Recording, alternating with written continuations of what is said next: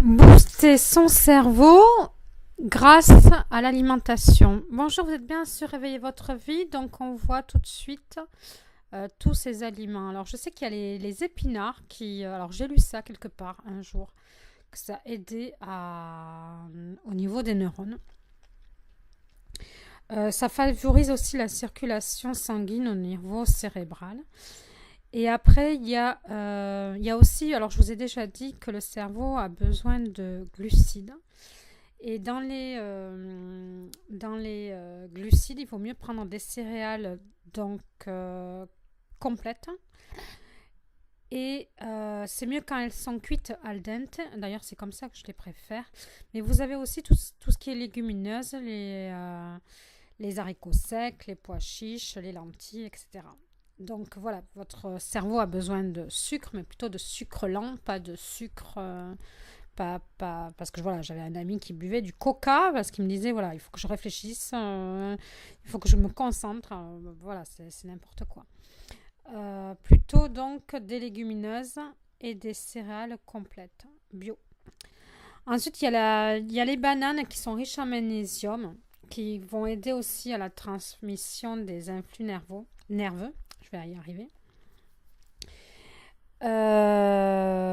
Voilà. Après, il y a le foie de veau ou le foie de volaille. Mais pour ma part, bon, c'est assez compliqué parce que pour avoir le foie, ça va être quelque chose qui va filtrer le sang. Et donc, si l'animal a pris des antibiotiques, etc., parce que c'est un filtre, le foie. Donc, le côté négatif va rester dans le foie.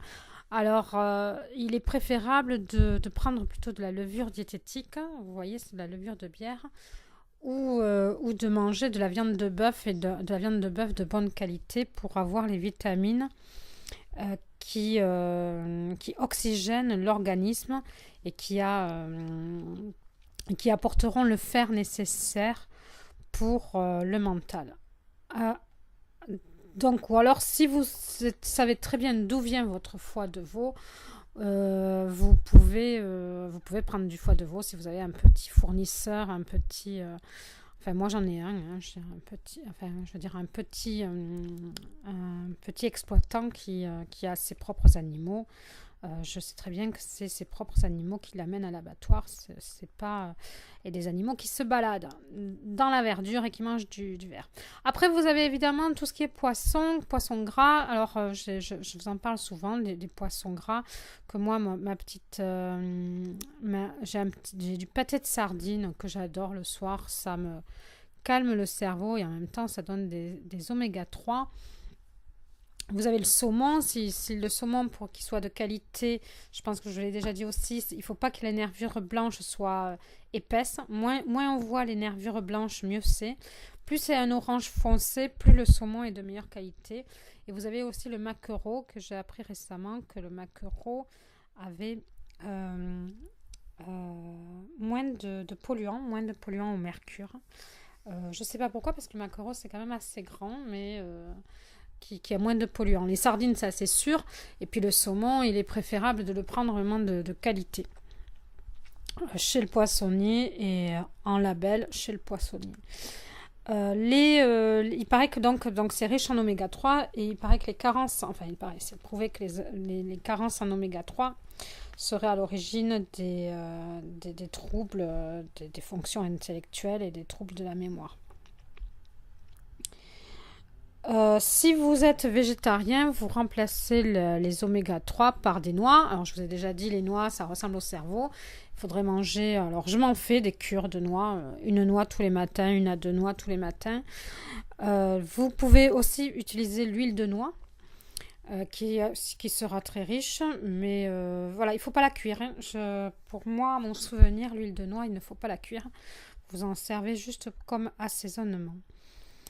Et après, si on reprend l'idée de diététique chinoise, il faudrait manger de la cervelle. Mais bon, c'est quand même assez particulier. Là aussi, avant, ça se donnait beaucoup aux enfants.